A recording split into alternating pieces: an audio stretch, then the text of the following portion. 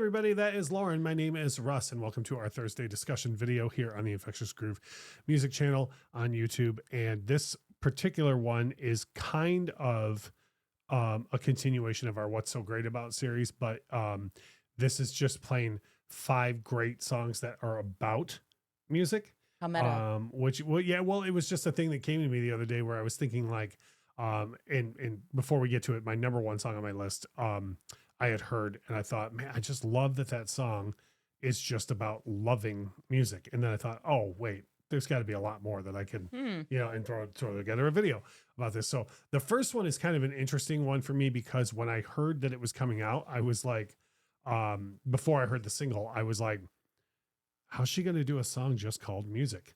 But Madonna, Music. And I love that song so much. I think it's one of her best reinventions of herself sonically. But like that song to me is just like, I can't think of the last time that I was out with friends and music didn't play an enormous part in it. Yeah.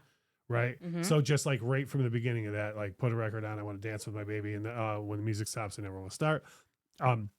It's just, the whole thing is just like, we're going to have a great time with it. And then like, what a like incredible way to make that statement with a, like, it's hard to describe. It's like, it's such a great song.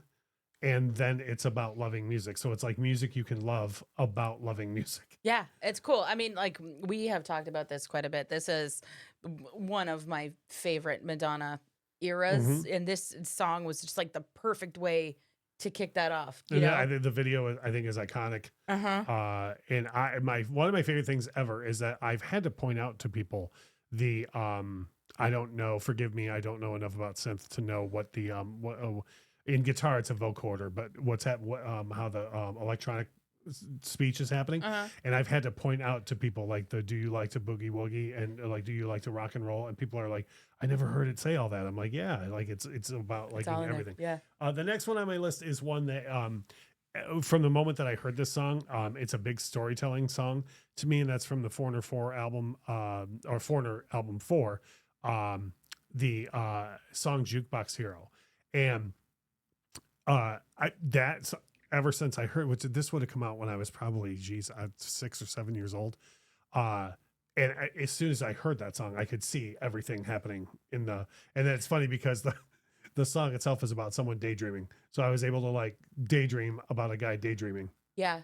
Yeah. I mean, it paints a great word picture though. Mm-hmm. Like it absolutely does. And it puts so much like, gravitas behind the notion of becoming a rock musician. Yeah. And and then the way it ends with the coming full circle and everything. But, and I'm not even a huge Foreigner fan. Like I don't dislike anything they ever have done, but I don't love anything that they've ever done. I think I know for sure this is the first song I ever heard by them as a kid. And I think I expected everything else to be like hard rock like this. And then when it wasn't, I mean, I love a good ballad, but I think when everything else wasn't as hard rock as this one song, I was like, oh yeah, okay, maybe not. Fair. Yeah. The next one is fun for me because it's very much just a list of great music. Sir Duke by Stevie Wonder. And this is another one that I don't think most people really understand that the song. Like I think most people, when you say Sir Duke or they hear it, of course they're gonna think of the horns.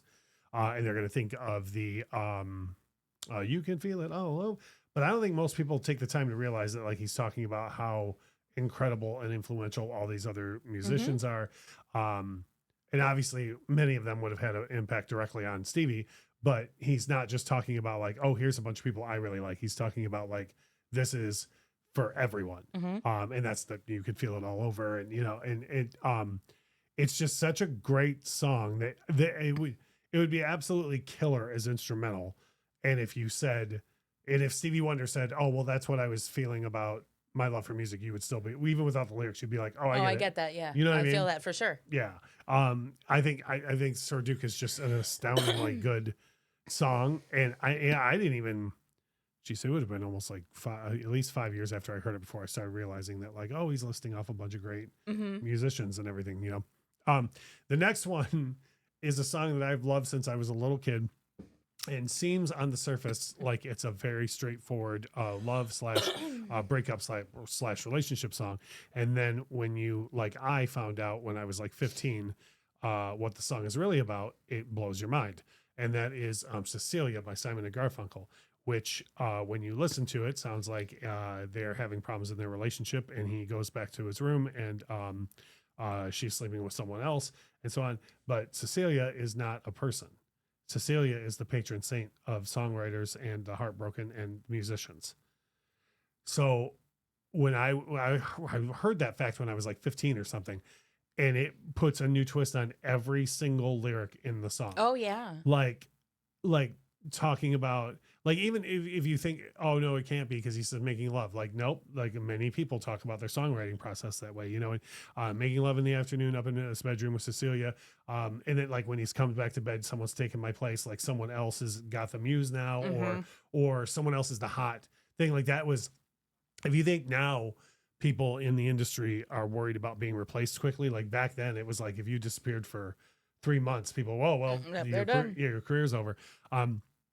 So I just think that it's incredible how it never crosses most people's minds that the lover he's talking about in this song is music, and to go on about how much he a physical relationship, you know, with Paul Simon, the caliber songwriter that he is, it would absolutely be a cerebral relationship at the very least, you know? So, was that a thing that blew your mind when you found that out? Yeah, no, it absolutely was. And I mean, it took me a lot longer to put it together, but I got there.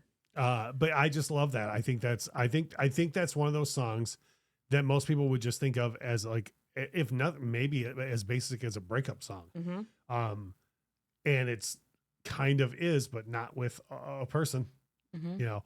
And then my number one for songs about music, and this will always be my number one for songs about music, and this is the one that caused this whole video to happen. Drift Away by Dobie Gray. It literally is just him talking about how much he loves music. And obviously with us having this channel and everything that my life has revolved around since I was like 3, there's no messaging I identify with more than someone just saying, I want to get lost in rock and roll and drift away.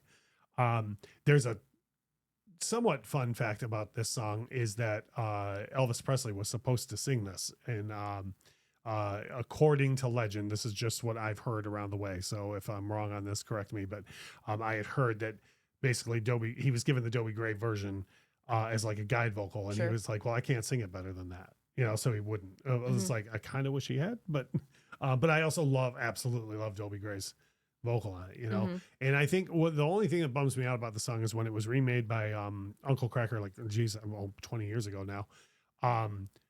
I wished it was a hit, but I wish more people had gotten the point of the song at that time. Like, I don't think a lot of people understood that it was such a love letter to music. That's true. I don't think they did either. Yeah. So I don't know if Lauren will be able to come up with another 5 songs or so, but we may do a follow-up video on this in the future. But the thing that matters more to us than anything is the interaction. So drop a comment. Let me know what you think of my picks, what you think of our discussion on stuff like Jukebox Hero and Cecilia. Like if you're just learning that, because I know a lot of people don't even realize that. It's not something that's expressed at all in the song. So I'm not trying to act like, oh, I figured it out. Yeah. Like, I was absolutely told that at one point. But anyways, if you would please drop a comment, because that's what matters to us most. Once again, that is Lauren. My name is Russ. And as we always say, thank you so much for watching.